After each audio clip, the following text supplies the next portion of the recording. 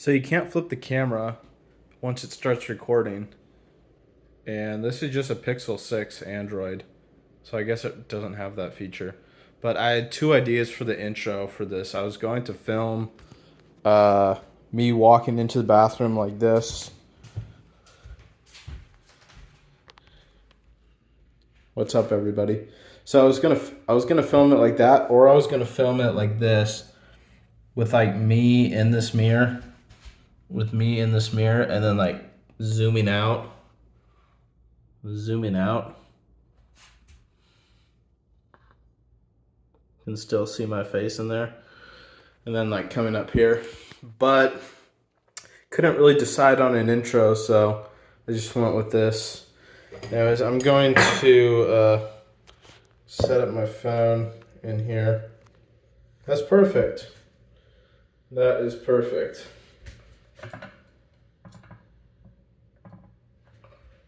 Anyways, so let's make this video about two things: lucid dreaming related content, and well, actually, let's make it about three things. Let's make it about lucid dreaming related content. Let's make it about some updates in my life. And the third thing is a plan for the next year. A plan for next year. Because we're already 6 months in. We're in July, we're already 6 months in. Or 7 months in.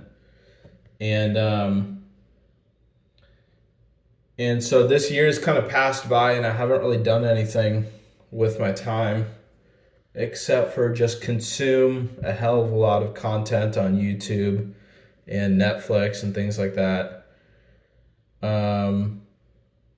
But I've also been doing a lot of kind of neutral observing of myself and my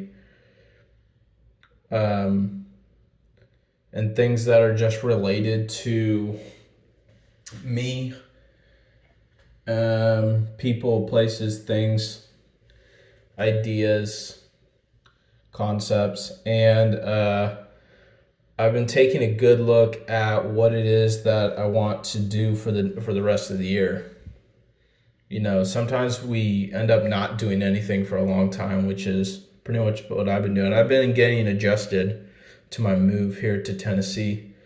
I've just been getting adjusted to the land and the people in the new neighborhood that I'm in. So that's been pretty much taking up all of my mental energy, is just to get adjusted here, to kind of adjust, the settings, the internal settings, adjust everything slightly. Have to adjust to the weather and the distance that I have to drive to and fro places, which hasn't really changed a whole lot, but there is a lot less traffic here in Nashville than there was in the Bay Area.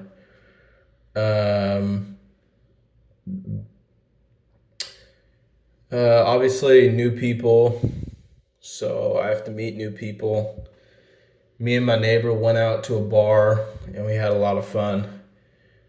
And all my siblings are like making friends here, so it's been a good start. It's been a good reset, a new start, a new beginning in my formative years.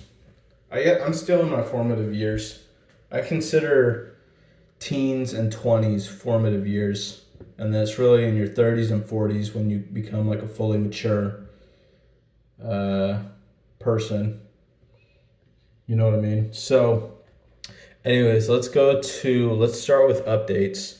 So I'm learning the ukulele right now, and I was kind of planning on buying several instruments and trying to learn all of them simultaneously: the guitar, the piano, the drums, and the flute, because I really love all of those instruments.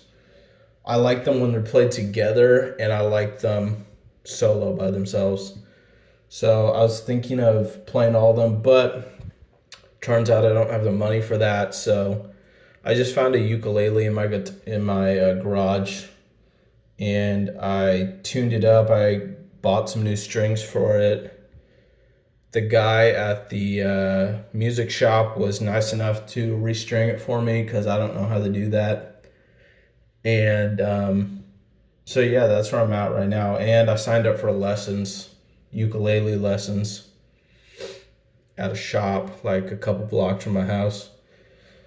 So that's one update. That'll keep me busy. One day a week. Um, Another thing that I'm doing is I'm continuing to go to this youth group, this nonviolent communication youth group on Wednesdays, and it's right in the middle of the day. It's right in the middle of the day, and they're enjoyable sessions. It's pretty much just a kind of like a how do I describe it? Like it's not new age meditation and spirituality, but it's not really a a scientifically proven technique either. It's just kind of a mash. It's like a mash. It's like a salad of like different like tools, like communication tools, techniques, meditation, to improve your emotional well-being and your mental health. So, I've been trying that, and it's enjoyable. Sometimes there's actually a deep kind of relaxation that happens right under my sternum, right here. Actually, really interesting, from about here to here, right behind the bone. There's often like this, almost like a dropping sensation, and I don't know what's there. I know my lungs are there. So it might be me taking a deeper breath. I think it's me taking a deeper breath, honestly. So I think that's pretty interesting. I've never really felt that before. I've never really felt myself take like a really deep breath. Especially when I'm around people I don't really know, but everybody there is very nice. So I'm doing that. So those are my updates. Lucid dreaming content. So I had a dream 2 nights ago. That I had two dreams that night. That would have been Monday night. On Monday night, I had two dreams. One I woke up from at like 3 a.m. and the other one I had like after sunrise, somewhere around there. And the one that I had in the middle of the night was I dreamt that I was in a Minecraft world. So I saw everything as blocks. I saw the ground, and I dove deep into this cave. I was kind of flying, kind of dropping into this pixelated cave, and I was like going down just the recesses of this tunnel, this cave, or whatever it was, and it went really deep into the earth, and not too deep, but like, if you've seen pictures of natural caves, and people are like skydiving into the cave, like that's how deep it is. So when I got to the bottom, there was all of these creatures that were like basically like predators, like things you would not really want to run into.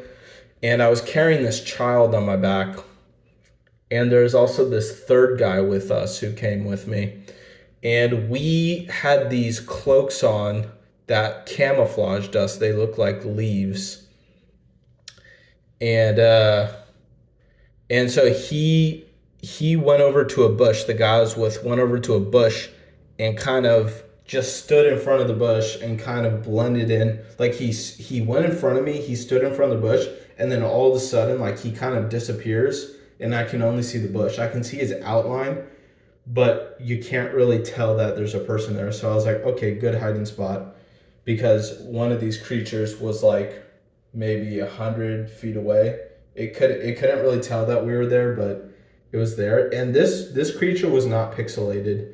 It was not a creature like you would see in Minecraft, and we weren't Minecraft people either.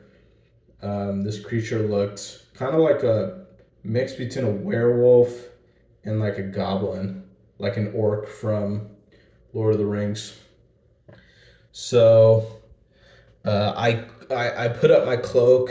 I put the cloak over the kid, and then I grab the guy's back and just kind of go like this. And so we're both hiding from this creature. And so then I woke up. So that's that dream. And then the other one I had was that I was at a medieval sword fighting fair event, uh, conglomerate, whatever it was.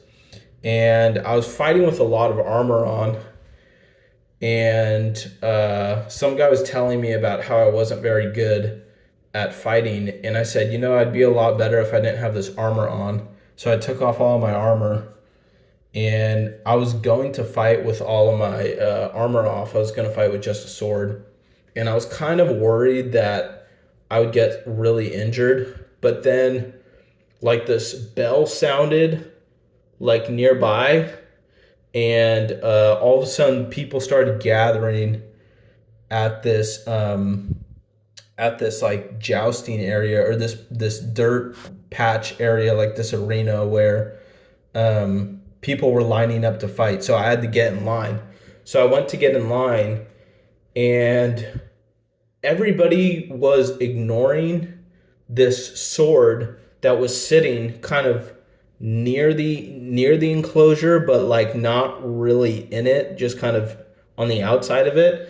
Everybody was just like walking over this sword that was kind of buried in the dirt, and I saw it, and I went and I picked it up, and I realized that you could turn things into ice with it. So I started turning the ground, like patches of dirt, into ice. And then at that point, people started noticing me and noticing the sword. And then they all started fighting me for the sword. And so I just kept on hitting their swords, like our swords would connect.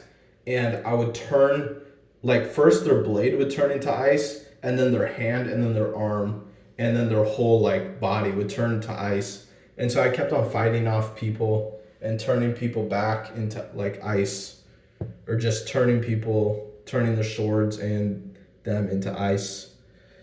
And I didn't kill anybody. I just like really wanted the sword. So I woke up from that. And so what was really interesting about both these dreams is I went on YouTube videos, and I was just scrolling through YouTube looking for just content to consume. And I found a video related to what I was looking for, which was basically ways to improve your imagination.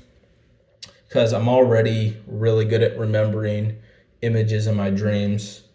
And that is like the core of your imagination, is like where your dreams are. Because everything is like seems so real. Even more real than the things we create, like books or art or music. Dreams seem even more real, and that's like all of our creative energy there.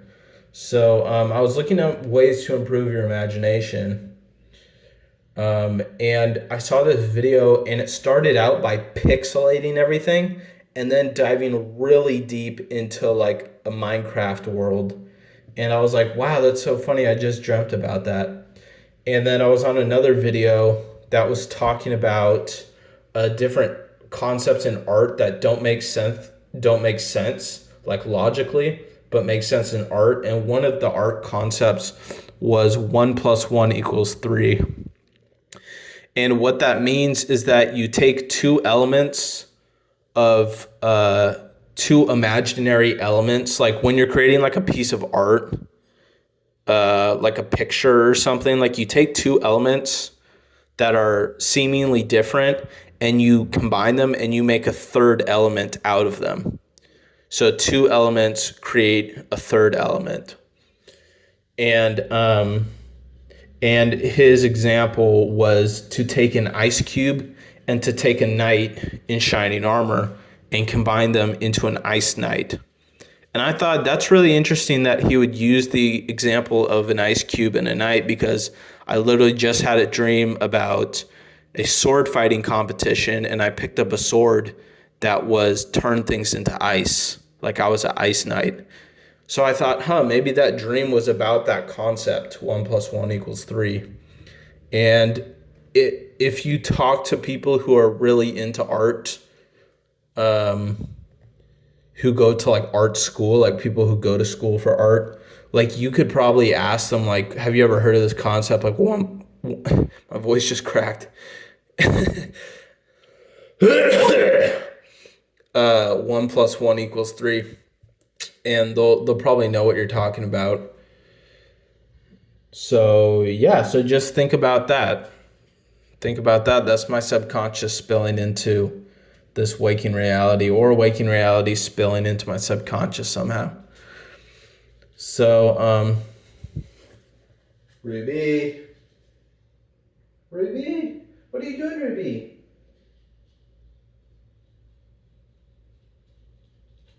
Hey, Ruby. Yeah, you know it. Ruby, want to say hi to me?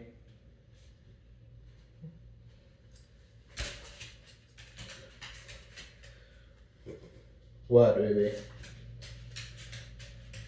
You want to take a bath? No, you don't want to do that.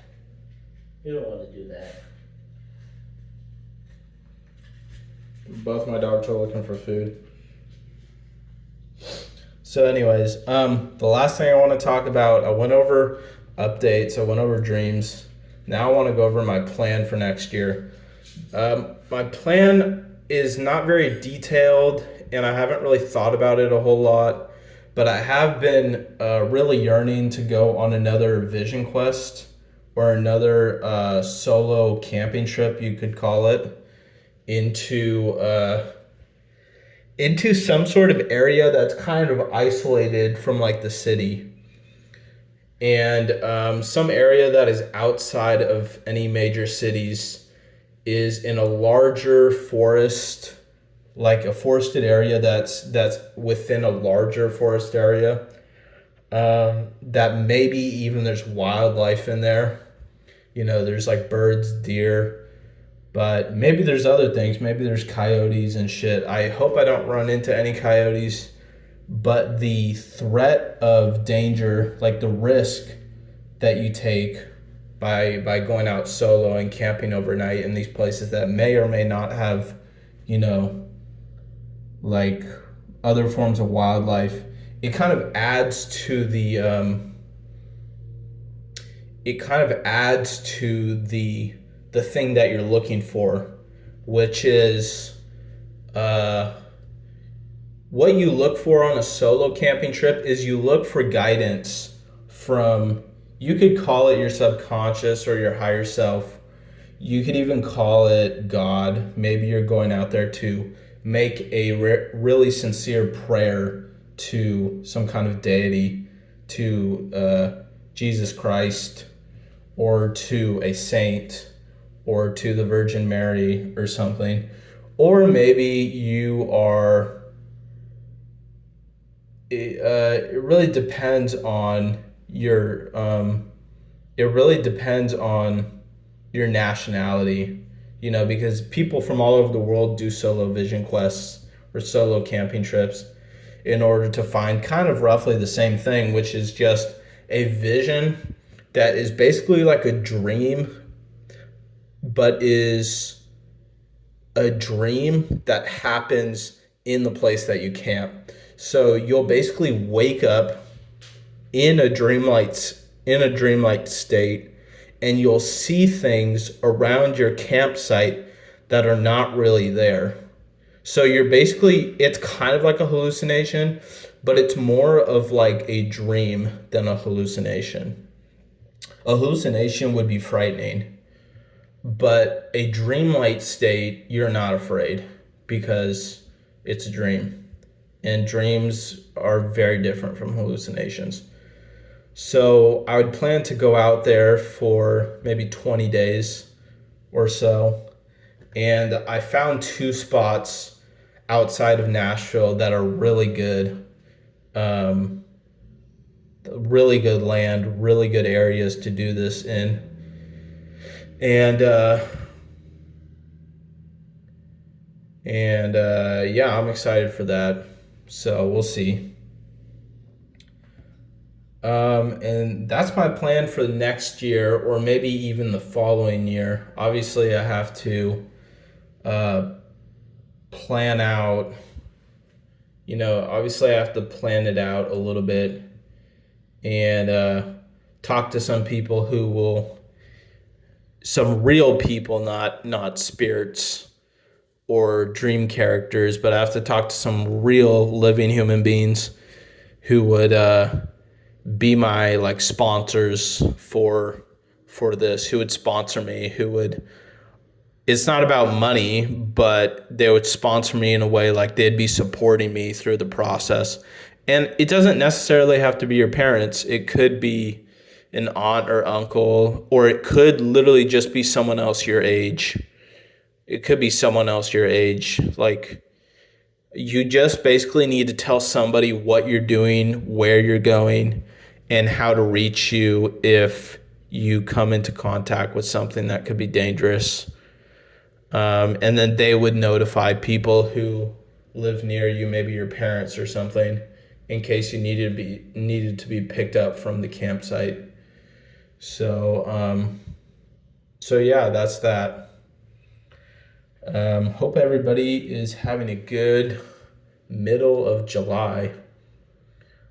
It's been like 2 weeks since 4th of July, but you can still go out and get some spicy food, some hot food. You can still blaze it up, on a good like sunny day, and play some music and just relax and enjoy yourself. So yeah, anyways, peace.